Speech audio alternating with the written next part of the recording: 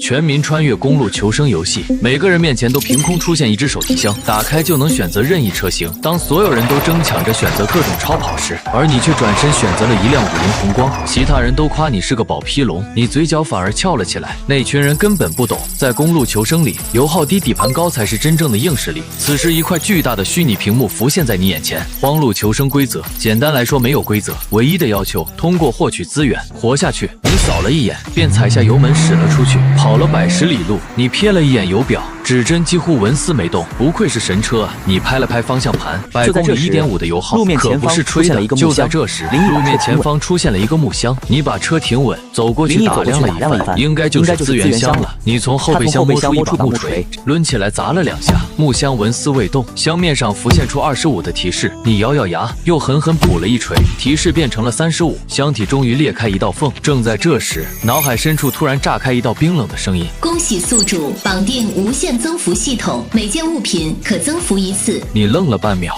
旋即大笑出声：什么？这破天的富贵终于轮到我了！检测到木锤可增幅，是否增幅？增幅，增幅成功。木锤青铜锤提示：青铜锤奋力砸10次，可砸碎青铜资源箱。那拿青铜锤砸一个木质资源箱，岂不是轻轻松松？你拎起青铜锤，奋力一砸，木质资源箱发出一声沉闷的爆裂，碎片四溅。你低头一看，地上只有一小瓶浑浊的河水，标注100毫升。你拎起瓶子，对着光晃了晃，眉头拧成了结。耍我的吧，这水能喝吗？可你没时间多想，才下车一趟，头顶毒辣的阳光已经烤得你头昏脑胀，嗓子干得冒烟。你赶紧钻回车里，再不喝水，自己就要脱水而死了。你正打算硬着头皮抿一口，系统提示音再次响起：检测到100毫升浑浊河水，可增幅，是否增幅？增幅，增幅成功。100毫升浑浊河水，10升矿泉水。话音刚落，一大桶清澈透亮的矿泉水凭空出现在你面前。果然，你一把拧开瓶盖，仰头畅饮了好几大口。如此炎热的环境下，有了这桶水，至少几天之内不会被渴死。你放下水桶，目光转向你的50宏光，试探性的想了一下，果然车子不能增幅，应该和资源箱一样被排除在外。你启动车子继续前进，顺手打开了聊天广场，想看看其他玩家的情况。结果你发现，你竟然是第一个找到资源箱的人。广场上哀嚎一片，好渴啊，有水喝吗？谁给我一口水，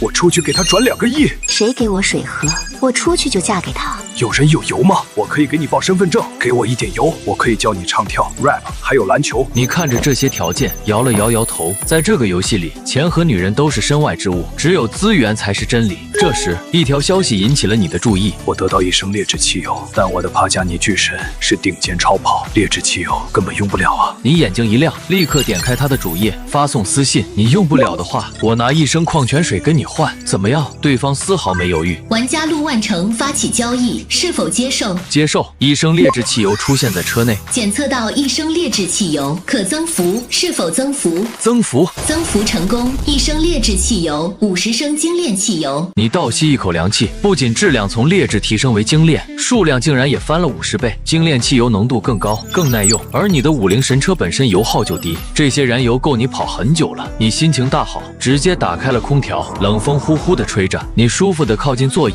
外头烈日炎炎，别人还在为一口水发愁，你已经吹上空调了，继续前行。50神车虽然实用，但受价格所限，没有安全气囊之类的保护措施，你也不敢狂飙，车速始终保持在70迈上下。不远处又出现了一个木质资源箱，你把车停稳，没有急着下车，而是按照惯例先查看四周环境。在这个求生游戏里，一切都是未知的，你只有一条命。确认四周没有异常后，你抄起青铜锤快速下车。说实话，这种开盲盒的感觉可比拆快递刺激多了。你走上前，一锤砸下去，结实的木质资源箱应声碎裂，一道黑影猛地窜了出来。你定睛一看，一只硕大的黑耗子正迎面朝你扑来。你本能的弯腰一闪，大黑耗子扑了个空，落在2米开外，呲着牙转过身来。你趁他还没发起第2次攻击，一把抓起箱子里散落的物资，撒腿就往车上跑，猛地拉开车门钻进去。砰的关死，咚咚，车外传来一下又一下的撞击声。你心有余悸地看着后视镜里那只巨大的黑耗子道：什么品种的老鼠能长这么大？是3路长大的吗？没有趁手的武器，你不可能跟这种东西正面硬刚，万一受伤被感染，这里缺医少药，等待自己的只有死路一条。你赶紧发动引擎，油门踩到底。大黑耗子在后面穷追不舍，但终究还是被甩在了身后。你终于松了口气，低头看向刚才慌忙中抓到的物资，一个发霉的烧饼，还有一张设计图。武器设计图：普通伞兵刀，所需材料：精铁8，白铜1。检测到武器设计图，可增幅，是否增幅？增幅。增幅成功。普通伞兵刀设计图，寒风 T1，多用军刀设计图，所需材料：精铁26，金刚3，白铜1。提示：T1级近战武器，代表国际上较为先进的设计。你看着上面的材料需求，兴奋中带着头疼。图纸是骚，可这需要的材料也太吓人了吧！矿石10炼为铁，20炼为金，50炼为钢。你心里清楚，游戏初期想弄到这些材料难度不小。你又看向那块发霉的烧饼，没就算了，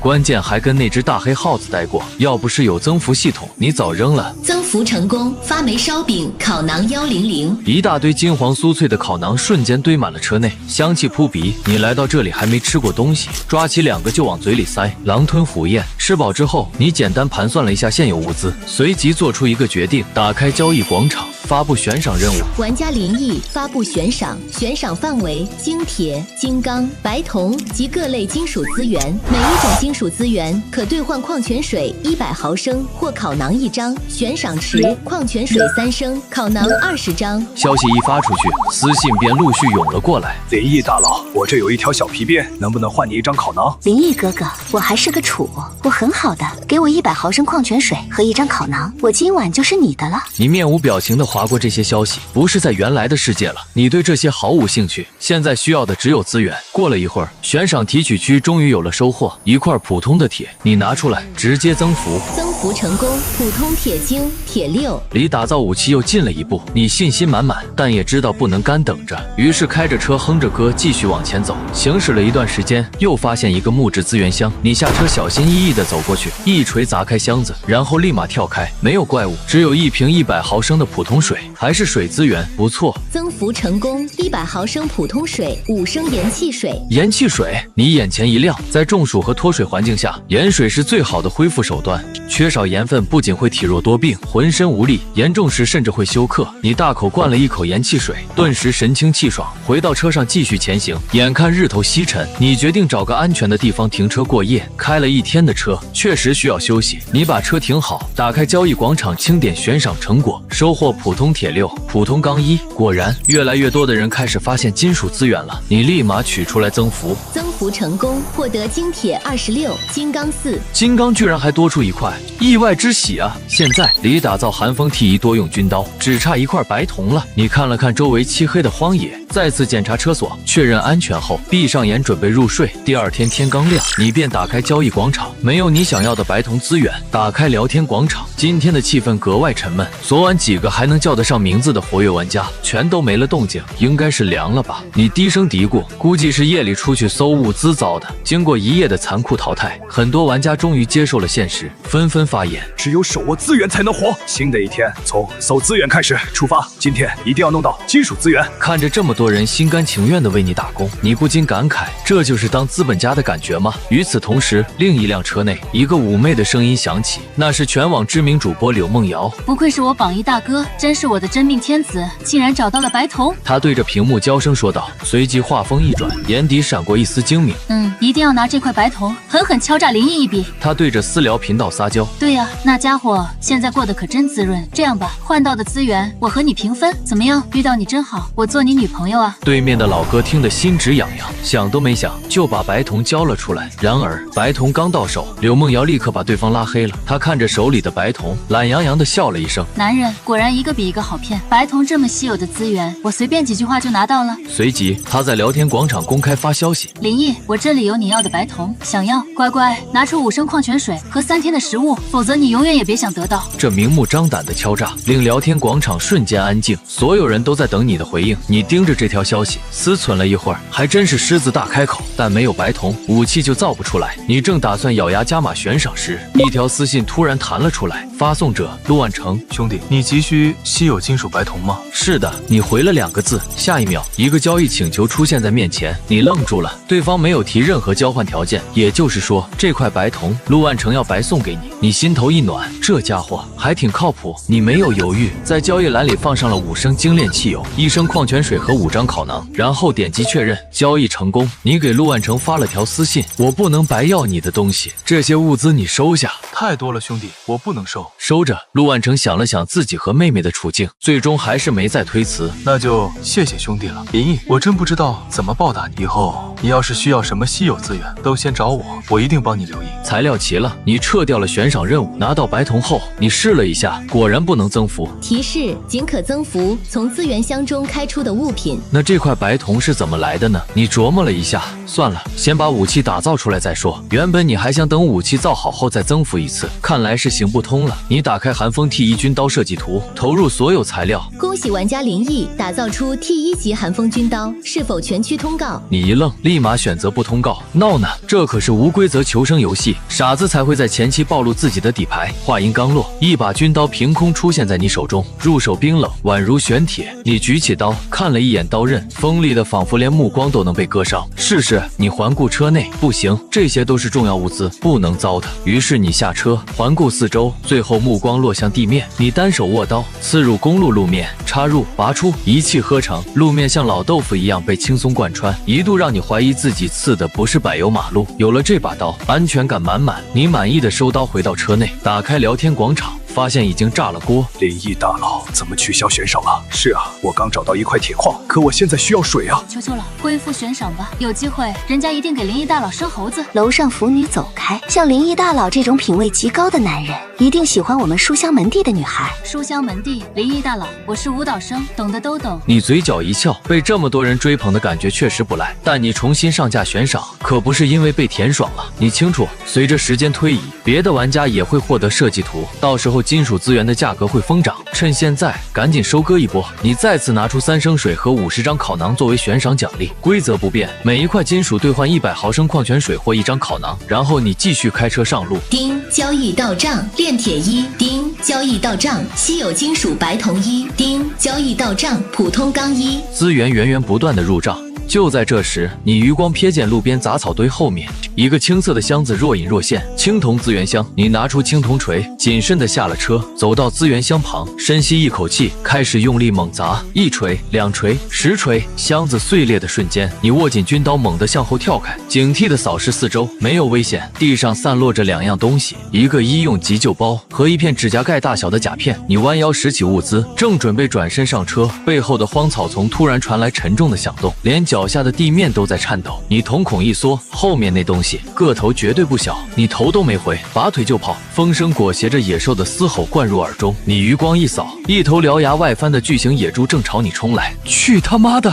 哪来的巨齿野猪？你知道50虽然省油，但绝对扛不住这畜生，蓄力一撞，回车是来不及了。你看到前方有一片乱石堆，当机立断冲了上去，3步并2步爬上小山坡。野猪冲到坡下，仰着头朝你怒吼。你抓起脚边的石头狠狠砸下去，野猪被彻底激怒，嘶吼着往上冲，但它身躯太过沉重，脚下圆滚滚的碎石被挤压得四散划开，四只蹄子越陷越深，整头猪卡在了石堆里，动弹不得，只能愤怒地咆哮。卡住了！你眼中金光一闪，机会只有一次。你抽出寒风军刀，纵身跃下，电光火石之间，刀光如炼。野猪连惨叫都没来得及发出，就被你利落地分割完毕。你费了9牛2虎之力，把这些猪肉全搬到车上。此地不宜久留，你已经停了太久了。立刻发动引擎继续前进。又行驶了一段路，砸开一个木质资源箱，拿到200毫升矿泉水。车内空间有限，你暂时没有增幅，先放着。你拿起今天的重要收获——医用急救包，增幅成功。医用急救包、军用急救包，军用物品的质量可不是盖的。你微微一笑，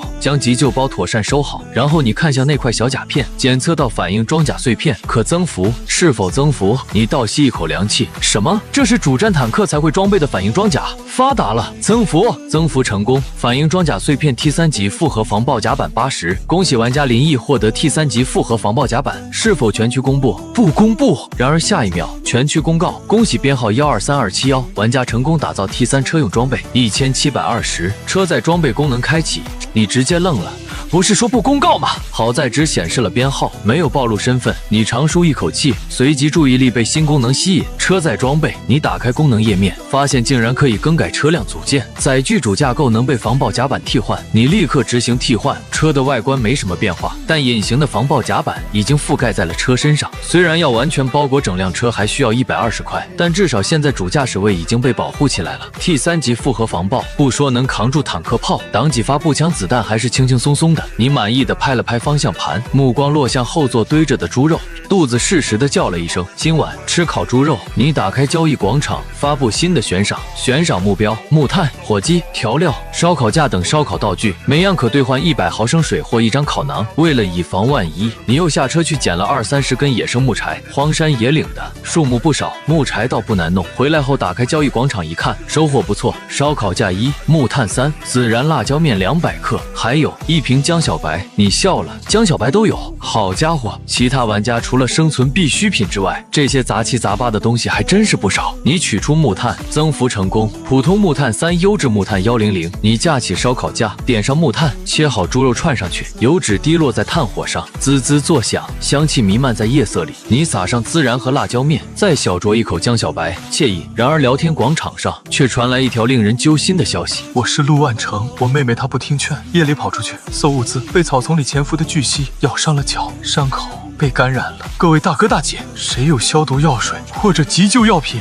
求求你们了，救救我妹妹！聊天广场顿时安静下来。巨蜥满嘴细菌，被咬伤怕是凶多吉少，大伙儿自己都还在愁吃喝，哪有多余的急救用品？你去找林毅大佬试试看吧。有人出了个主意，陆万成犹豫了。你帮过他，他一直不太好意思再打扰你，但为了妹妹，丁，你收到一条私信，你打开一看，只有一句话：求求你，救救我妹妹，她才19岁。交易页面随之弹出，陆万成放上了他手头最值钱的东西，一张粒子空间戒指设计图。你看了一眼，没有丝毫犹豫，直接放入军用急救包，点击交易，交易完成。你打开粒子空间戒指的介绍，粒子空间戒指除生物外，任何物品均可收入粒子空间，拥有者凭意念即可瞬间存取物品，且粒子空间内时间静止，物品永不损坏。你瞪大了眼，我了个去，真的是储物法宝！翻到材料栏，所需材料粒子尘埃，设计图上的材料栏倒是简单，只需要一种东西，粒子尘埃。粒子尘埃，这是什么玩意儿？你翻来覆去研究了半天，毫无头绪。不过转念一想，既然设计图里标注了这种材料，游戏中就一定能找到。你打开交易广场，玩家林毅发布悬赏，悬赏目标粒子尘埃及一切从未出现过的稀有材料，悬赏奖励野猪肉、精炼汽油。发完悬赏，你继续大快朵颐，把剩下的烤猪肉吃了个精光。饱餐之后，你望着旁边还剩的烤肉和盐汽水，脑海里浮现出陆万成的脸。这哥们儿讲义气，白送了一块白铜，帮了自己不少忙，让他好好活着，将来还能给自己提供更多资源。你打开交易页面，给陆万成送去了5斤烤肉和800毫升盐汽水。陆万成收到后，声音都在发颤：这真的是给我的吗？你妹妹受了伤，需要休养，营养也得跟上，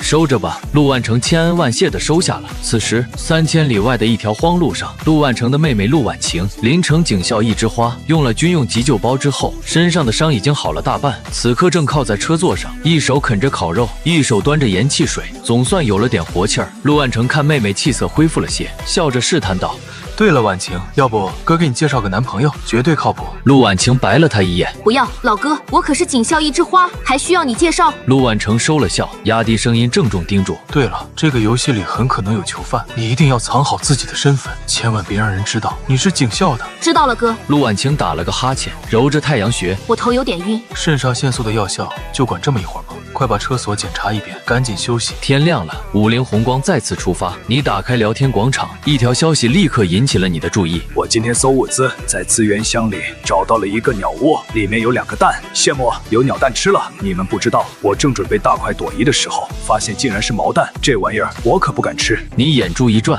立刻发送私信：你还剩1个蛋吧？我拿1斤猪肉跟你换，怎么样？1斤猪肉？真的假的？真的。交易页面闪动，1枚蛋稳稳落入你手中，检测到普通鸟蛋可增幅，是否增幅？增幅成功。普通鸟蛋毛腿鱼鸮蛋。提示：毛腿鱼鸮是世界上体型最大的猫头鹰，成年后体型可达67至77厘米。你盯着手里这枚蛋，咽了口口水。要是在原来的世界吃了这东西，怕是要牢底坐穿。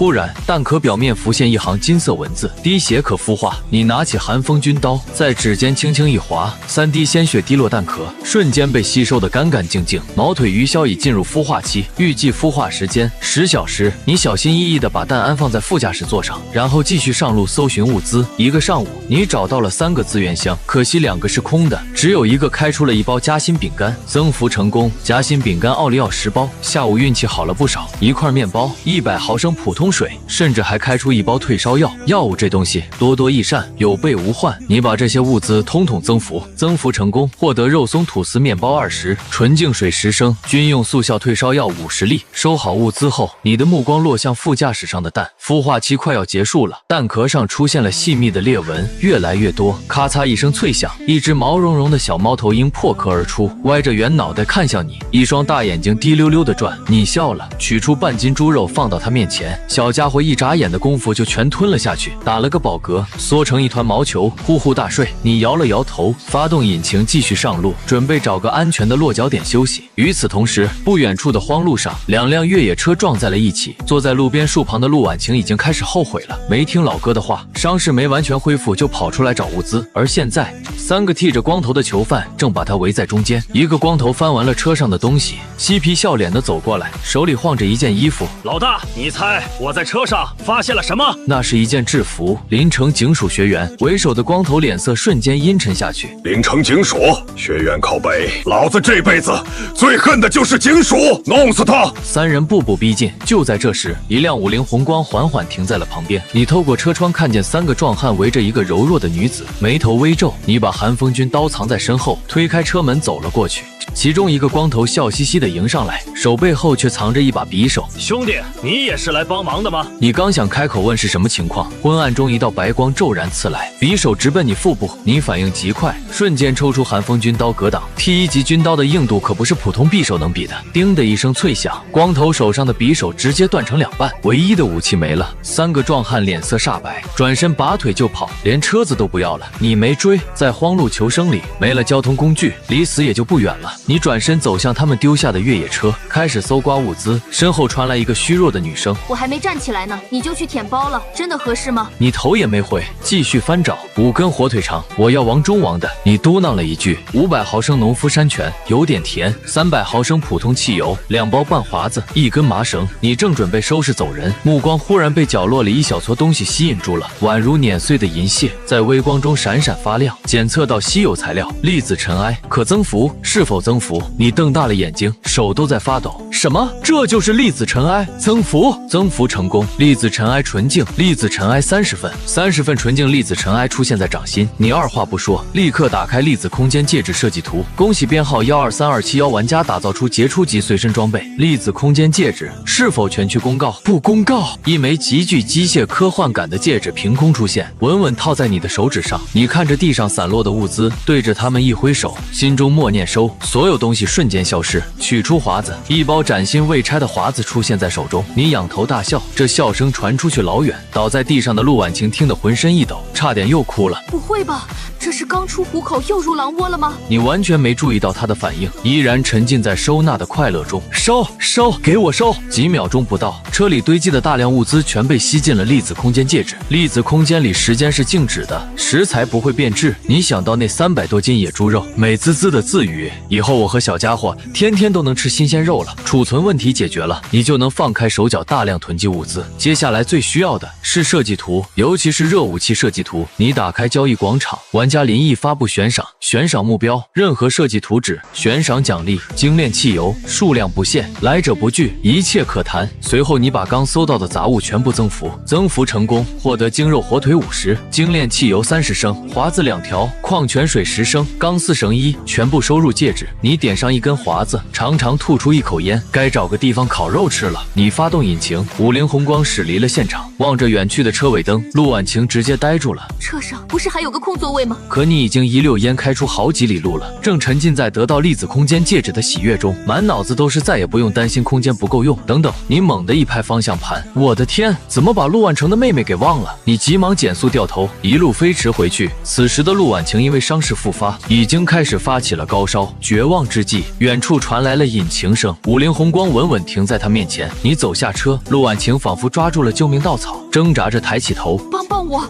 我家很有钱的。钱在这儿没有意义。你蹲下身看着他，帮你可以，不过你得付出一些代价。陆婉晴沉默了几秒，咬着牙，行，你想要什么就拿什么吧，别把我一个人丢在这里。嘿嘿，那我就不客气了。陆婉晴闭上了双眼，然后她感觉到你的手越过她，伸向了她身后那柄大大的金色锤子。你一把拎起金锤，在手里掂了掂，自己经过系统增幅后才得到青铜锤，而这女人居然拥有金锤，比自己的锤子高出整整2个等级。陆婉晴睁开眼，发现你拿的是金锤，表情有些复杂，似乎还有点失望。你还有什么？你问。水、烤肉，还有一升精炼汽油。还有呢？那把锤子和什么？陆婉晴犹豫了好一会儿，终于说出口，还有一张手枪设计图。作为临城警署学院的学生，他一直梦想拥有一把属于自己的配枪，但事到如今，命比枪重要。成交。天色已晚，望着陆婉晴烧得通红的脸，你拿出2粒军用速效退烧药递给他，随后把他送回他自己的车上。这个状态肯定没法开车了。你想了想，从戒指中取出钢丝绳，把2辆车连在一起，引擎发动，拖着他的车一起离开了。找到一处合适的地点后，你拿出木材，很快在2辆车之间升起了一堆篝火。你取出几张烤馕放到火旁，陆婉晴闻到香味，拖着虚弱的身子凑过来，抓起烤馕就狼吞虎咽。你不吃吗？他边嚼边含糊地问，这些是专门给你的，我来之前已经吃过了。能不能把我车上的水拿过来？这饼有点噎嗓子。这一顿我请，你自己的水留着吧。你递给他300毫升纯净水。吃饱喝足后，陆婉晴这才注意到你脚边蜷缩着的毛茸茸小东西。在求生游戏里，你居然养了一只鸡。鸡？你嘴角抽了一下，这是猛禽。我看它露出来的，也就是小鸡爪子呀。你呆滞地看着他，深吸一口气，这是鹰爪。你不会是？陆婉晴凑近看了看。好吧，好吧，那以后一定很威猛。小家伙似乎听懂了，开心地蹦了2下。行了，陆婉晴打了个哈欠，我吃好了，该休息了。你把他送回车上，转过身，却发现小家伙嘴里叼着的肉不嚼了，死死盯着篝火上架着的烤猪肉。你也知道熟肉好吃了，于是你一口他一口，人鸟共享，吃得不亦乐乎。你一挥手，500毫升盐汽水凭空出现在掌心。这粒子戒指太好用了。忽然一条私信把陆婉晴惊醒了，她揉揉眼睛一看，是老哥发来的。婉晴，你搞什么？怎么一天都不回消息？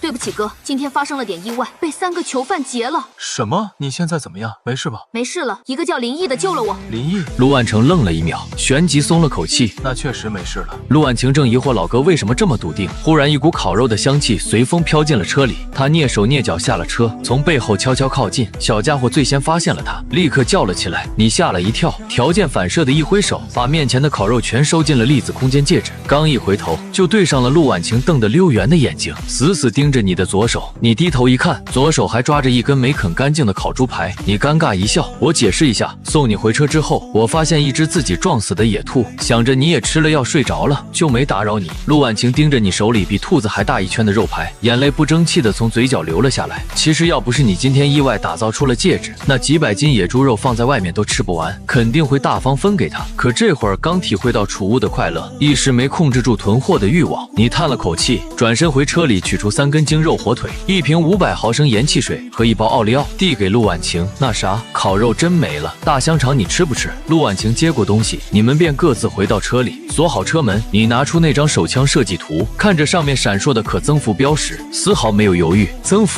幅成功。普通手枪设计图沙漠之鹰，手枪设计图所需材料：金刚9、不锈钢5、黄铜3、碳钢1。你盯着增幅后的设计图，眼中满是期待。作为军事爱好者，你深知这把枪的威力。打开悬赏广场一看，经过这几天的持续悬赏，各类金属资源领取区已经堆满了金属，你全部取出，统统增幅。增幅成功，获得金刚23、精铁46、星段不锈钢18、碳钢3、黄铜9。没想到居然直接凑够了打造材料。你立刻打开设计图，全幅公告，恭喜编号123271玩家林毅打造出全幅第1把稀有级肉武器，全幅武器排名激活。你打开排行榜，第1名稀有级沙漠之鹰手枪林毅，第2名普通级13连发自动手枪，第3名破损级王八盒子。排行榜末端有一行小字：武器前3霸榜1周可获得声望奖励，第1名1000声望，第2名500声望，第3 3名300声望，声望干什么用的？你嘀咕了一声，随即注意到旁边的装备品级说明，点开查看，品级由低到高，破损、普通、T1、稀有、杰出、卓越、完美。也就是说，你的沙漠之鹰比第2名高出整整2个等级，而粒子空间戒指也不过是杰出级。你开始期待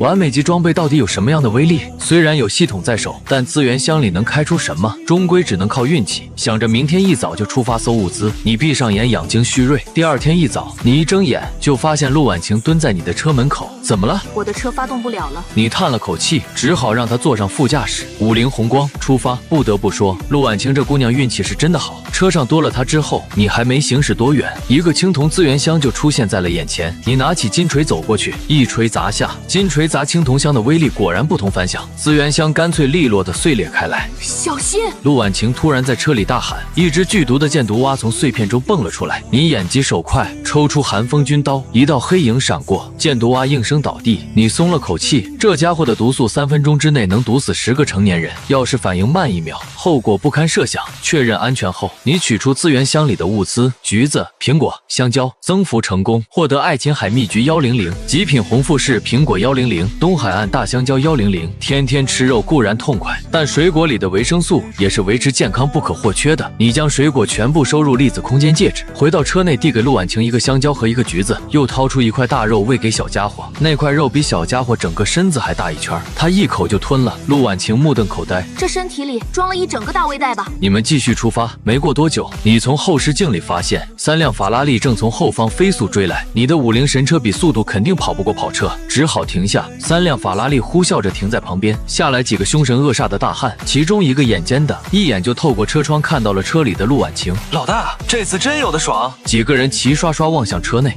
眼睛都直了。我看那个小妹妹好像有点生病啊，大伙儿都来帮忙打几针。你走下车，几个恶汉立刻围了上来，为首的一个拽着拳头，满脸横肉。识相点，我们可都是原来那个世界有名的医生，打针的事儿我们来就行了，你哪凉快哪带着去。你面无表情，反手掏出沙漠之鹰。为首的恶汉先是一愣，随后放声大笑。据我所知，现在有手枪的一共也就2个人，你一个开50的，吓唬谁呢？对，肯定是玩具。旁边的人附和道。恶汉握着拳头，一步步朝你逼近。你没有犹豫，砰！恶汉应声倒地。之所以没在第一时间开枪，只是想省几颗子弹罢了，但不给这些亡命之徒一点颜色看看，真把自己当软柿子了。妈呀，是真枪！剩下的人全部吓得愣在原地，谁能跑得过真理呢？你平静地说。随后你让他们把所有物资掏出来，500毫升河水，6块小麦面包，2升劣质汽油，6把开山刀。除了开山刀之外，其他东西全都可以增幅。你满意的将物资收入戒指，然后拿起军刀走向那3辆法拉利，穿梭其间，把每辆车的轮胎都扎了个洞。几个大汉敢怒不敢言，你大摇大摆地回到车里。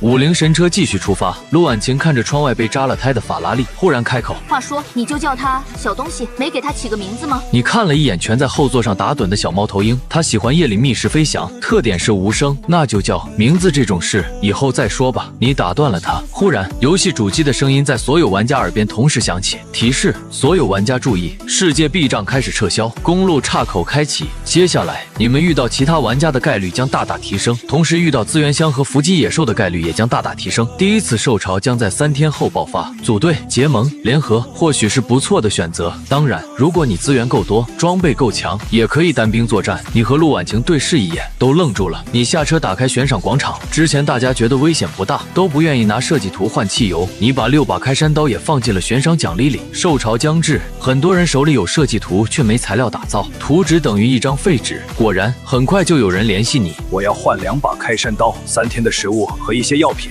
药品只有退烧药，其他没了。行，就这些，马上交易。交易请求弹出。你看了一眼对方放上来的东西，一张设计图纸。你爽快地摆上2把开山刀，20张烤馕，3升纯净水，10个苹果和军用速效退烧药。点击交易，交易成功。你打开设计图一看，小型弹药储备库设计图。有了这东西，很长一段时间都不用担心弹药问题了。这时陆万成发来一条私信：我妹妹现在还好吗？之前出了点意外，现在没事了。你刚想问她在哪里，一个新的交易请求弹了出来，你点开一看，居然是一张乌兹冲锋枪设计图纸。婉晴跟我说是你救了她，感谢的话我就不多说了。我刚得到这东西，希望对你有帮助，一定帮我照顾好我妹妹。行，3天后就是受潮了，给你一把开山刀防身，你放上一把开山刀和一些水果，点击交易，交易成功，你拿起乌兹冲锋枪设计图，增幅成功。乌兹冲锋枪设计图改良版轻机枪 M249 设计图，所需材料：精铁12、金刚16、碳钢13、白铜3、青铜4。这些资源你早就囤了不少。你从戒指中取出材料，立刻打造。全服公告：恭喜编号123271玩家林毅打造出杰出级热武器改良版轻机枪 M249。恭喜林毅，热武器 M249登上排行榜第1。一挺大菠萝凭空出现在你手中，你拎起来掂了掂，满意至极。管你什么牛鬼蛇神，来就给你一梭子。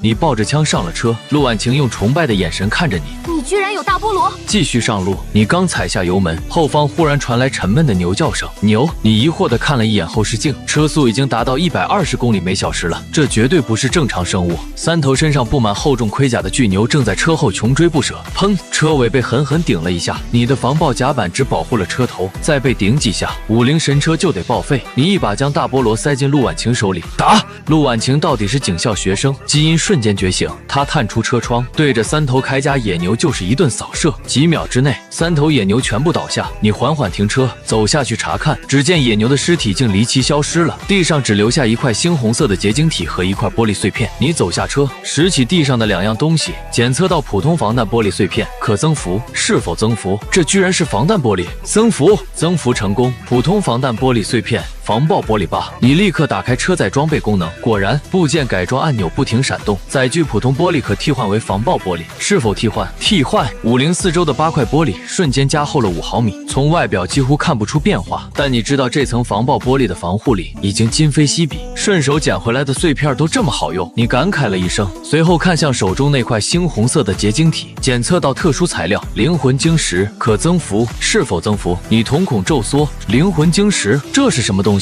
不过你丝毫没有犹豫，增幅，增幅成功，灵魂晶石，灵魂精粹，一块散发着强烈红光的物体落入掌心，刺目得你根本无法直视，你赶紧将它收入粒子空间戒指，打算以后再慢慢研究。随后你拿出小型弹药储备库设计图，增幅成功，小型弹药储备库设计图，形态粒子弹药库设计图，形态粒子弹药库品级卓越，所需材料粒子尘埃8，形态金属1，金刚56，碳钢32。介绍：由形态金属与粒子尘埃打造，可重组任何形态，适用于任何枪械弹夹，卓越级专属唯一特性，可自动吸收周围环境中的制碳材料。你盯着最后那行字，呼吸都急促了，这不就是无限弹药？你点了根华子，深吸一口，强迫自己冷静下来。虽然拿到了设计图，但所需材料中的形态金属，你连见都没见过，这东西恐怕不简单。忽然，系统提示音响起，全区公告：恭喜编号3838438玩家秦坤获得杰出级冷兵器激光刃1430，冷兵器排行榜激活，3项主机功能激活，世界频道、国家频道、团队队伍频道开启。原来之前的聊天广场只是同一区域内的玩家，也就是说，现在你可以跟全球的玩家进行交流和交易。你顿时兴奋起来，看来形态金属还是有希望的。你点开世界频道，发现发言一次需要消耗10升汽油或等价物资，代价不小。随后切换到国家频道，每天限发10条，但不收费。丁，悬赏到账，熟铁1，丁，悬赏到账，白银1，丁，悬赏到账，升钢1。连续不断的提示在耳边炸响，你立刻反应过来，随着频道开启，悬赏范围已经从区域扩展到了全球，各类金属的价格必然会迅速暴涨，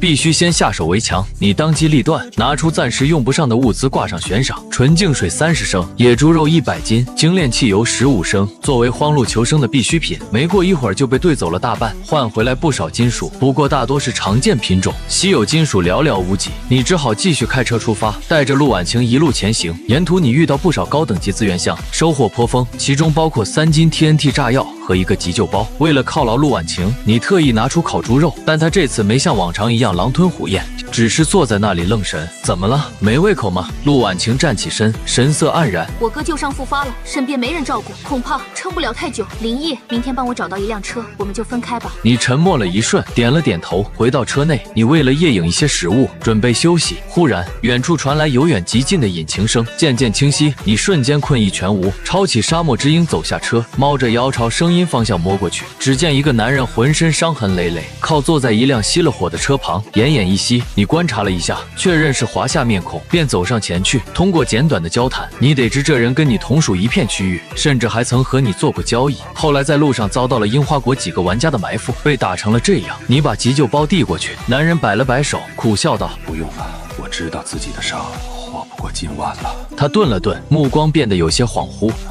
要是能有根烟就好了。不过这荒郊野岭的，哪来的烟呢？一根华子递到了他嘴边，男人眼神瞬间亮了起来，颤抖着接过去，深深吸了一口，烟雾缭绕中，他的声音沙哑而坚定：“兄弟，我车上还有些物资，都交给你了。”你从他的车上找到一把毛瑟手枪和一升汽油，你微微一笑，这把毛瑟手枪居然可以增幅。男人又开了口，语气郑重起来：“我有一个心愿，华夏民族只要团结起来，胜利一定属于我们。帮我记住这句话，帮我记住这句话。好，我还有一个。”他从怀里摸出一个杜勒斯，费力地举起来：“帮我把这个交易出去。”你秉着死者为大的想法，点了点头：“我答应你。”交易页面弹出，那上面标注着杜勒斯惊喜款。你放上一盒华子，点击交易，交易成功。你心里嘀咕：什么叫惊喜款？这时男人用尽最后一丝力气，指着你手中的杜勒斯，嘶哑道：“注意，这上面有个孔。”声音戛然而止，你没有听清孔是什么意思。然而男人已经永远闭上了眼睛。你沉默片刻，找了一处空地将他安葬。好兄弟，一路走好。随后你走上他的车，点火启动，一切正常。你把一些物资放进背包，然后走回来，对陆婉晴点了点头。陆婉晴知道分别的时刻到了，她抹了把眼泪，一把将你拉上武林红光。1个小时之后，一样东西被丢出了车窗外。你平复着呼吸，问道：“你打算什么时候走？”从那个男人口中你得知，樱花国的人很可能很快就会追过来。你看了看天色，趁着夜色赶紧走吧，别耽搁了。陆婉晴点了点头，依依不舍地下了车，望着他驾车驶出视野。你拿出那把毛瑟手枪，增幅成功。毛瑟手枪典藏版沙漠之鹰，你拿起一看，弹夹里居然有16发子弹，比普通版足足多出7发。虽然你现在有了大菠萝，但论便携性，还得是手枪。特么的，樱花国玩家敢欺负我大华夏子民，来一个，我解决一个。此时，另一辆车里，陆婉晴给哥哥发了条消息：“哥，我已经在路上了。对了，你怎么能给我发位置坐标？”陆婉晴惊讶道：“我撞死了一头野兽，它消失后掉落了一个物品，一时半会儿解释不清，你过来就知道了。”随后，陆婉晴打开副驾驶上的背包，发现里面有一些食物，还有一把沙漠之鹰手枪。她愣住了，眼眶瞬间泛红。林毅居然把沙漠之鹰给我了。她一直以来的愿望就是拥有一把自己的配枪。她擦了擦眼泪，将手枪紧紧握在手里。你独自驾车行驶在夜色中，脑子里却在飞速运转。你很清楚，从现在开始，这场求生游戏不再是个人战场，而将是团队作战，甚至是国家之间的较量。一个人的力量终归有限，为了活着离开这里，你需要暗中扶持，培养华夏玩家中的尖端力量。陆氏兄妹无疑是眼下最好的选择，不仅因为义气，更因为这兄妹俩的运气实在太好了。脑中不断浮现那个男人临终前的话：华夏民族只要团结起来，胜利一定属于我们。你紧闭的双眼猛地睁开，苏醒了。猎杀时刻。没过多久，几辆车的声音越来越近，你迅速将武林红光藏进路边的灌木丛中，自己蹲在一丛荒草后面，屏息等待。几辆3轮车晃晃悠悠地停了下来，几个樱花国玩家跳下车，围着那座新坟指指点点。为首的是一个身材矮壮的男人，井上。一个手下凑上前汇报：井上大人，那个华夏人已经被埋了，车子和武器都不见了。八个！井上暴怒，抬手甩了属下2个大嘴巴子。要不是你们几个选了这几辆破3轮，怎么会让他在我眼皮底下跑呢？那手下捂着脸委屈道：井上大人，3轮车是您说的情话呀。井上愤怒地瞪了他一眼，一字一顿道：你们几个给我把坟刨了，我要把它碎尸万段。你藏在草丛里，听得青筋暴跳，连尸体都不放过，几个该死的东西！要是2营长在身边，意大利炮早端上来了。你忽然一拍脑袋，从粒子空间戒指中取出一块沉甸甸的东西 ，TNT 高爆炸药，增幅过厚的，足足半公斤。你毫不犹豫地点着引信，朝那群人中间甩了过去。几个樱花国人低头看到脚边滚来的 TNT， 脸色瞬间惨白，想跑来不及了。你早就把控好了爆炸时间。一声震耳欲聋的巨响过后，烟尘弥漫。你从草丛中走出来，掏出沙漠之鹰，枪口对准残存的几人。井上浑身是血，瞪大眼睛看着你。你居然没死，8个！你居然有炸药，你会后悔的！他身边一个手下厉声吼道。话音未落，一道类似相机闪光灯的白光突然亮起，直接拍到了你的正脸。你眉头一沉，毫不犹豫扣动扳机。枪响过后，你弯腰捡起那个宛如 MP3 大小的机器，检测到影像传输定位器可增幅，是否增幅？你虽然疑惑，但还是选择了增幅。增幅成功，影像传输定位器视野共享美瞳套盒，一个金属盒子出现在手中。至于刚才被拍了照，你也不是很在意。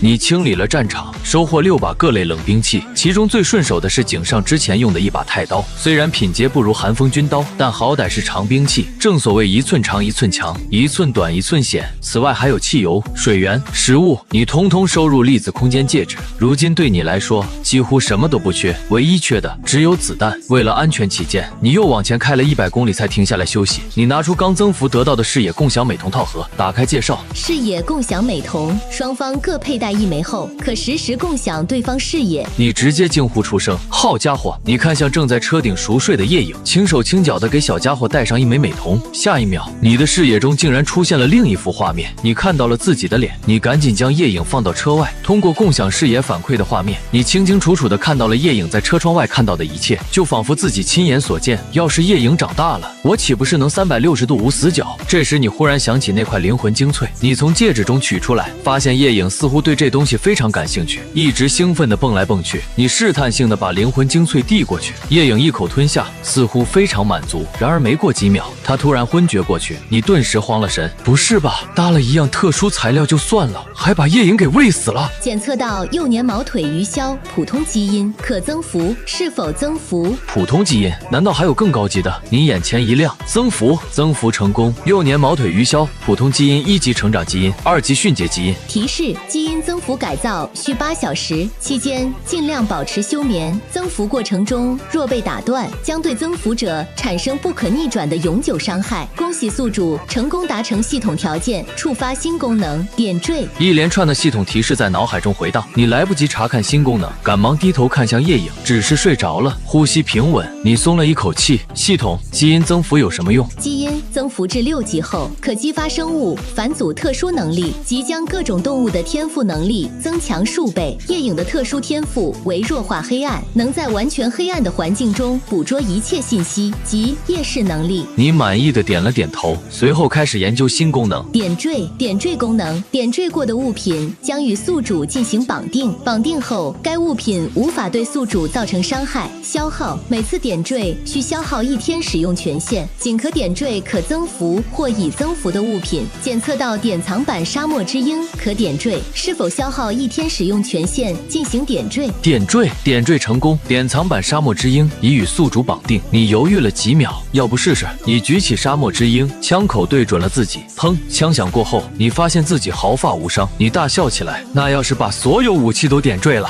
我岂不是无敌了？提示：仅可点缀可增幅或增幅过的物品。笑声戛然而止，你摸了摸鼻子，还以为自己要天下无敌了。你靠在座椅上，理清思绪。现在你有2个目标：第一，收集形态粒子弹药库的打造材料，在兽潮来袭之前造出来，有了无限弹药才能扛住兽潮。第二，大量收集灵魂晶石，增幅囤积灵魂精粹，为夜影继续进化做准备。你打开国家频道，发现不少势力已经开始招兵买马了。赵氏集团大量收购金属物资，诚招各界优秀人才，军人优先，有武器装备者优先，优异者可分配武器。你没管这些，直接发布了一条悬赏：重金收购形态金属，不论大小，不论体积，食物、水源、能源、冷兵器，一切皆可交换。很快，一堆私信涌了过来，你快速筛选。一条消息引起了你的注意。林毅到了，形态金属我有。你心跳加速，立即回复：可以看看吗？如果是真的，我愿意重金兑换。交易请求弹出。你点开一看，居然真的是形态金属。你想要什么？我这里除了热武器，基本都有。对方想了想，发来一串清单：匕首2把，弯刀1把，伞兵刀1把，再加6天的食物和燃油。你要是能拿得出来，形态金属就归你。成交！你将武器和6天份的资源摆上交易栏，点击确认，交易成功。一块密度极大的金属落入掌心，沉甸甸的，材料齐了。检测到卓越级形态粒子弹药库设计图，已满足打造要求，是否打造？打造。全服公告：恭喜编号123271玩家林毅成功打造出全服第1件卓越级武器装备形态粒子弹药库，获得10000声望值奖励。你取出几块金属矿石和2斤 TNT 高爆炸药投入弹药库，顶部立刻浮现出一个虚拟列表，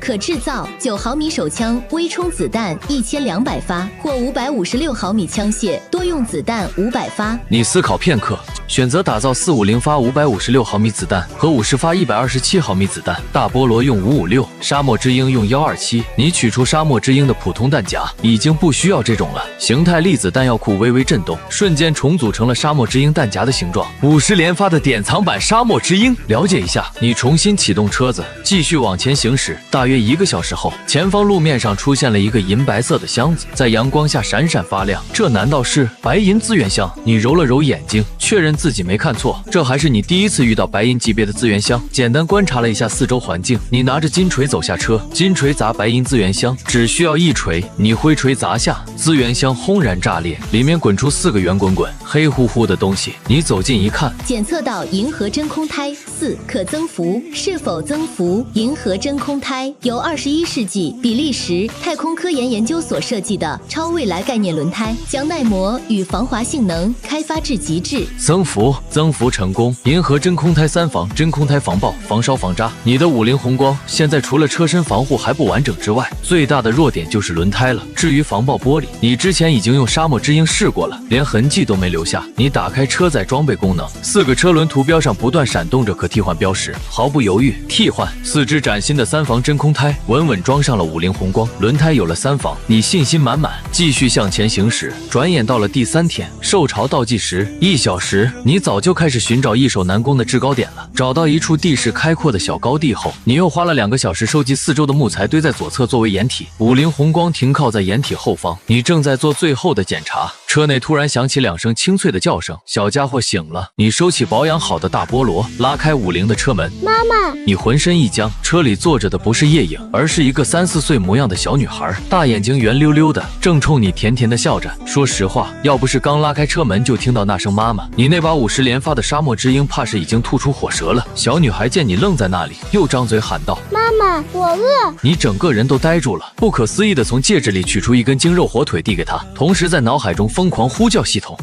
这小女孩到底跟我什么关系？该不会是叶影吧？正是，基因增幅本就充满不确定性，虽然这种概率极小，小到几乎可以忽略不计，但由于增幅过程中受到宿主血液的影响，毛腿鱼鸮的形态发生了细微改变。你望着正在狼吞虎咽的小女孩，嘴角抽搐，你管这叫细微改变？幼年期毛腿鱼鸮每天只能维持人类形态很短时间，其余大部分时间仍会保持猫头鹰本体。你一时不知道说什么好，直到余光扫到受潮倒计时35分钟，你收敛心神，蹲下身看着小女孩，吃饱了吗？小女孩使劲点头。喝水。你反手从戒指中取出一瓶矿泉水，小女孩立刻接过去，咕咚咕咚灌了几大口。谢谢妈妈。你深吸一口气，那个宝宝啊，还是叫爸爸吧。爸爸。此时你已经无所谓叫什么了，只要不叫妈妈就行。你忽然想到一个关键问题，你还会飞吗？毕竟视野共享美瞳可不能浪费。小女孩冲你笑了笑，下一秒一道白光闪过，一只猫头鹰振翅冲上了夜空。现在是凌晨，四周漆黑一片，什么都看不见。可随着夜影发动弱化黑暗天赋，你通过美瞳反馈的画面中，周围的环境瞬间亮如白昼。画面显示，夜影已经飞到了100米高空。你心中一沉，通过他的视角，你清楚地看到大量怪物正在四面八方渐渐浮现，密密麻麻。受潮已经开始了吗？你攥紧了枪，这规模，周围起码有几百只。不过冷静分析之后，你判断受潮现在还处于生成阶段，倒计时也还有半个小时，只是通过夜影的超级视力才提前观察到罢了。忽然你发现画面里的夜影竟然急速俯冲，直接朝怪物群扎了下去。回来，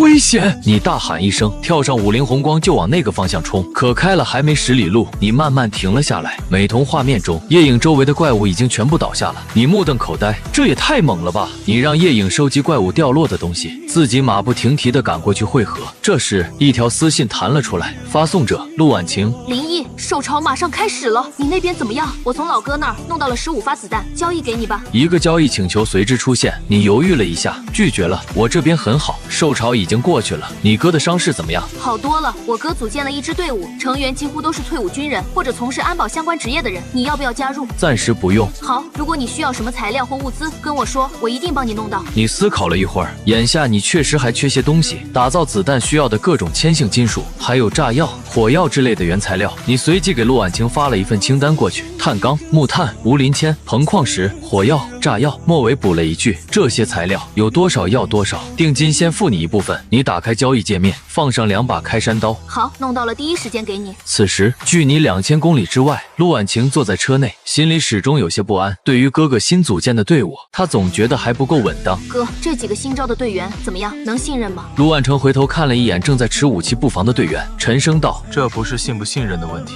如果我们足够强大，能拥有更多的兵器，甚至是热武器，那么他们一定是可信的。相反的话他没有说完，但陆婉晴已经懂了。他点了点头，五菱宏光一脚刹车，停在了一处荒野上。你刚下车，一个小小的身影就飞扑过来。爸爸，我收集完所有东西了，怎么样？有你喜欢吃的金石吗？小女孩嘟着嘴摇了摇头，一个都没有。你走过去查看战利品，一共7、8件，其中赫然有4枚灵魂晶石。你一拍脑袋，还没增幅，难怪小家伙认不出来。你先将所有东西收入粒子空间戒指。受潮正式开始还有13分钟，你盘算着夜影的高空搜索能力是独一无二的优势，应该趁机多收集一些灵魂晶石。你很清楚这东西将来一定会涨价，随着一次次受潮袭击，地穴怪物的实力必然逐次增强，到那时候再想囤积就难了。你立刻给夜影下达任务，去前面找地穴怪物，发现了就干掉。夜影振翅冲上夜空，通过视野共享美瞳，你看到了一处10几人的避难营地，其中有3位身着军装的男人，为首的一个手持工兵铲，另外2个仅拿着粗大的树枝当武器。不远处，几个黑色的身影正朝营地方向缓慢逼近。班长，其中一个年轻士兵语气焦急：这次受潮，就凭咱们手里这些家伙身，恐怕很难撑过去。夏征，班长理解你的心情，但我们是军人，面对受灾的群众，军人的天职是什么？夏征挺直腰板，保卫国家，守护人民，尽职尽责，任劳任怨，不抛弃，不放弃。班长满意的点了点头。待会儿你们俩守在我身后，绝不能放过一个漏网之鱼。是，班长。听到这番对话，躲在篝火后面的一群青年男女却无动于衷，其中不少人的目光都望向人群中央一个染着黄毛的青年齐明。一个女孩怯生生的开口：齐明哥哥，要不把团队里的武器先支援给3位兵哥哥吧，毕竟他们在前面挡着。放屁！齐明劈头骂道：他们为什么没有武器？还不是自己不够努力？你再多嘴，我就以团长的名义把你踢出队伍。齐明是华夏国的网红，有不少死忠粉，在原来的世界里习惯了衣来伸手饭来张口的日子，到了这求生游戏中，他依然享受着同样的待遇。周围的女粉丝立刻跳出来帮腔：齐明哥哥说的对，你就是个吃里扒外的贱骨头，你在这狗拿耗子，多管闲事，是想趁机让齐明哥哥注意到你吗？不要脸！这一幕落在3名军人眼中，让他们脸色难看至极。班长沉声道：夏征，去把那个说话的女孩接过来，好好保护。是，班长。而这一切通过视野共享美瞳，你看得一清二楚。特么的！你咬着牙低声骂了一句：既然没人管你们，那我来。就凭那3名军人的品质、心性和觉悟，你可不想让他们为了保护这帮扶不上墙的玩意儿战死。你随即给夜影下达指令，保护那几个军人，但不要完全暴露实力。毕竟在这个求生游戏里，如果夜影的恐怖战力被人知道，你很可能会被群起而攻之。几声狼嚎从远处传来，由远及近，此起彼伏。班长，是狼群。夏征脸色骤变，变异巨狼群。大个子瞪大了眼，我的娘啊！目测得有几百只。班长，这下我们要玩完了。夏征，大个子，听我命令。班长一把拉过已经瘫软的苏暖，将他推到身后，带着这位女同志后撤。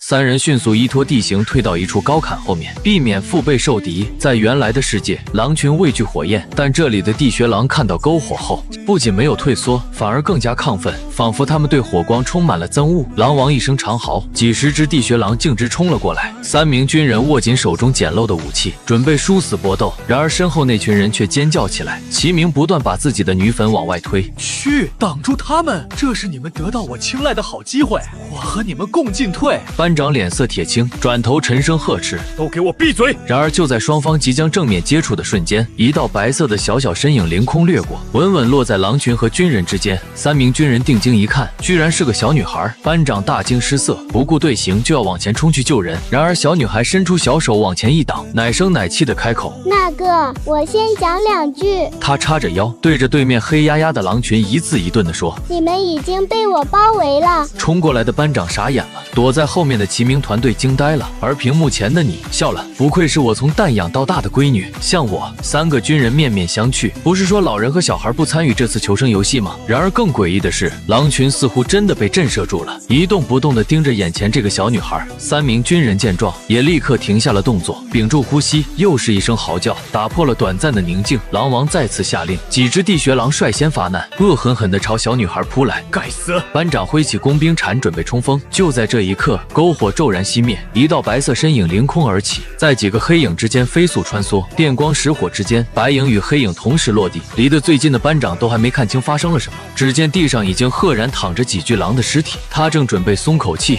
又一声嚎叫炸响，几个同伴被杀，剩下的几百只地穴狼瞬间暴怒，眸子通红，黑压压的朝小女孩涌来。小女孩犹豫了，她谨记着你下达的指令，不要完全暴露实力。面对这么多敌人，她不知道该不该全力出手。眼见狼群就要扑倒小女孩，一辆50红光轰鸣着从黑暗中冲了出来。爹来了！小女孩看到你，满脸惊喜。天不生我夜影，公路求生，万古如长夜。你一脚刹车，猛地推开车门，听我召唤，爹来一杆大菠萝。M249轻机枪出现的瞬间，子弹化作黑夜中一颗颗流星般的光束，全面倾泻向冲来的地穴狼群。因为有了夜影的共享视野，在弱化黑暗的加持下，你打出的每一颗子弹几乎都是精准打击，即便是隐藏在大后方的一头白狼也未能幸免。M249轻机枪，班长只听了一下枪声，立刻判断出型号，这是正规部队步兵才会配备的枪械。3人对视一眼，眼中充满了惊喜。大菠萝已经连续开火超过1分钟，班长忽然反应过来，这枪的标准载弹量不过100发，这1分钟打出去的早就不止100发了吧？他顾不上多想，抓起水壶冲到你旁边，直接往枪管上泼水降温。你本来也正发愁，有了形态粒子弹药库，你可以连续射击几百发，但枪管可不一定顶得住。及时雨啊，老哥！你由衷感激。躲在后面的齐鸣也看到了这一幕，他眼珠一转，压低声音对身边人说：“大家都听着，等战斗结束，全冲过去捡受潮爆出来的资源装备。”女粉丝们立刻进入舔狗模式。齐鸣哥哥说的对，这受潮本来就是我们的，掉落的装备本来就应该属于我们，要站在道德制高点，狠狠谴责他。听到所有团员对自己马首是瞻，齐鸣露出一抹阴妇的笑容。不到5分钟，几百只地穴狼就只剩下不到30只，班长松了口气，30只的话，就算大菠萝没了子弹，他们也能应对。然而就在这时，身后突然传来一声低沉的嚎叫，你猛地回头，倒吸一口凉气，反手掏出沙漠之鹰，一头体型远超其他狼的白色巨狼正从暗处缓步走出，快干掉他！出于对职业军人的信任，加上系统点缀的功能特性，你毫不犹豫地将沙漠之鹰抛给了班长。这才是真正的狼王，之前被打死的那头不过是替身，真正的狼王一直藏在暗处窥伺。班长还没来得及反应，狼王骤然暴起，直扑大个子的头部。你闭上了眼睛，不忍看这一幕。千钧一发之际，夏征猛地扑出来，将大个子推开。狼王的利爪落空，但迅速调整，对着夏征就是一爪。他的身上顿时多了一道深可见骨的伤口。眼见战友为自己受伤，大个子红了眼，咆哮着站起来：“我跟你拼了！”狼王张开血盆大口再次冲来，砰砰砰砰砰砰，6声枪响，连续而精准，全部命中白狼王的要害。狼王庞大的身躯重重栽倒在地。你看见还有最后2只地穴狼抽出寒风军刀就冲了过去。然而跟想象中不同，这把削路面如切豆腐的军刀砍在地穴狼身上，竟然感到了明显的阻力。你也顾不上多想，几刀了结了他们。你赶紧把困倦的夜影抱回车上，转身就朝夏征跑去。谁有止血药？谁有绷带？快拿出来！班长望向众人，却见齐鸣手里赫然握着你的沙漠之鹰。班长瞬间暴怒：“你还是人吗？那是救命恩人的枪！这个时候你们居然做出这种事！”原来是齐鸣趁班长长检查夏征伤势时，派人偷偷拿走了沙漠之鹰。齐明拿到了枪，丝毫不把班长放在眼里，阴阳怪气的笑了一声：“哼，老子忍你们很久了，现在枪在我手里，我看谁他妈再敢对老子吼一声！”真有意思啊！你冷笑一声，手里拿着军用急救包，缓缓走过来。齐明见你过来，换上一副殷勤的嘴脸，对身后的人吩咐道：“这次受潮爆出的东西不少，还等什么？赶紧去捡！”团员们立刻开启舔狗模式。齐明哥哥说的对，这受潮本来就是我们的，掉落的装备本应该属于我们，要站在道德制高点，狠狠谴责他。齐明满意的点头。先别管这几个人，所有团员都去捡装备，5分钟后集合。你看着拿着你手枪耀武扬威的齐明，会心一笑，丝毫不慌。你从戒指里取出一根华子，悠然点上。你人还怪好的嘞！你吐出一口烟圈，还叫人帮我捡物资。齐明脸色一变，特么的，谁让你抽烟的？你歪头看向他，哟，说话还怪冲的嘞！信不信我开枪打死你？齐明举起沙漠之鹰对准你。不想死的话，给我老实点，去把那挺轻机枪和那个小女孩抱过来。这时团员们也捡完物资回来了，一个个排着队向齐明汇报收获。这次受潮爆出的资源种类极其丰富，武器、稀有材料、水源、食物、能源，应有尽有。齐明大笑几声，又恶狠狠地看向你：“快去拿！听不懂人话吗？老子现在就爆了你的头！”班长和大个子已经给夏征处理好了伤口，闻声怒骂：“你们还是华夏人吗？他在最关键的时刻救了我们所有人，是我们的恩人，滴水之恩，涌泉相报。你们的父母是怎么教你们的？”你却缓缓摇了摇头，声音平静的可怕。不准确来说，我这次救的只有你们3个人。话音落下，你嘴角浮起一抹嘲讽，寒风军刀凭空出现在手中。你大步朝齐明走去，军刀对沙漠之鹰，这怎么赢？班长和大个子脸色大变，连忙大声劝阻：“算了算了，都不容易。”齐明嘴角翘起一抹得意：“小子，你现在跪在我面前，从我胯下钻过去，我可以考虑收你当个马仔，不然的话，后果自负。”身后的团员也放声大笑：“姐妹们，我敢打赌，这孙子过来就得跪下磕头认错。”你们这是打算共进退了？放屁！我们就是齐明哥哥身上的一块肉，共进退。你看不起谁呢？你听完，轻轻点了点头。行，无药可救。下一秒，你化作一道黑影。说时迟，那时快，齐明身边的人只觉得眼前一花，再定睛一看，自己身边已经空无一人。齐明愣住了，发现周围只剩自己一个。你别过来，我要开枪了！他浑身颤抖，举枪指着你。你一步一步走向他，面带微笑。我倒要看看你有多努力。砰！沙漠之鹰吐出火舌，子弹直奔你而来。班长等人倒吸一口凉气。然而你不仅没事，连血迹都没有。特么的，为什么会这样？齐明面如死灰。砰砰砰！又是3枪。你依旧面带微笑，纹丝不动。你打够了没有？你平静地问。现在轮到我了吧？一道黑色刀光划过，你收刀转身，头也不回地走了。班长看着你脸色平静地走来，不自觉脊背发凉。不过齐明团队的所作所为，3位军人一直看在眼里，也只能说是自作孽，不可活。班长主动上前一步，伸出手：“我们恐怕全得交代在这。”你握住他的手，华夏有了你们，才有了我们的今天。大个子也走了过来，一脸钦佩：“兄弟，你太厉害了！我们最好的装备也就是工兵铲，你居然能扛出 M249 轻机枪！”使用了军用急救包后，夏征的伤势已无大碍，你也毫不吝啬，取出野猪肉，和3位军人围坐在篝火旁一起大快朵颐。几人边吃边聊。你得知他们3人都是炊事班出身。话说国家频道都开了，你们有联系上华夏大部队吗？班长摇了摇摇头：“没有，我们几乎每天都在世界频道发消息，但发现了一个很诡异的现象。”你顿时来了兴趣。什么现象？除了全国的现役武装力量，进入这个游戏的军人好像全是炊事班和退伍军人，没有一线战斗部队。你默默把这条信息记在心里，这将来可能会是至关重要的情报。你其实已经想好了下一步，组建自己的团队。你看向班长，战略性集结的任务就交给你了，武器、食物都包在我身上。班长脸上露出惊喜，但随即又愁了起来。我们的人散落在各处，没有位置坐标，想要集结起来太难了。定位的事，你站起身，我现在就去解决。你立刻给陆婉晴发了一条私信：“你现在在哪？你要过来吗？要来的话，我把我们这边的定位发给你。”果然，陆婉晴能那么快找到他哥哥，说明他们一定掌握了定位的方法。你在心里打起了算盘。随后你发了条消息，把沙漠之鹰交易过来。陆婉晴没有丝毫犹豫，一条交易请求随即出现。你点击接受。检测到沙漠之鹰手枪可点缀，是否消耗1天使用权限进行点缀？点缀，点缀成功，沙漠之鹰已与宿主绑定。随后你取出10发127毫米子弹，连带着沙漠之鹰一起放进交易栏。这10发子弹你收下。另外，我有件事要请你帮忙。什么忙？你尽管说，能办到的我一定帮。你把接下来的计划详细发了过去。我知道了，之后我会把定位发给你。结束聊天后，你看向这次受潮掉落的2件武器。增幅成功，30军刺现代化多用军刺50柄，增幅成功，末影刀金铁包钢，末影刀50把，全部收入粒子空间戒指。另一边，陆婉晴走到哥哥身旁。哥，我有件事跟你商量。没过多久，一条私信发来：林毅，你要集结组建团队？对，你们愿意加入吗？这是一次机会。陆万成沉默了几秒。好，我和妹妹决定加入。我没什么野心，只想带着妹妹活着回到现实。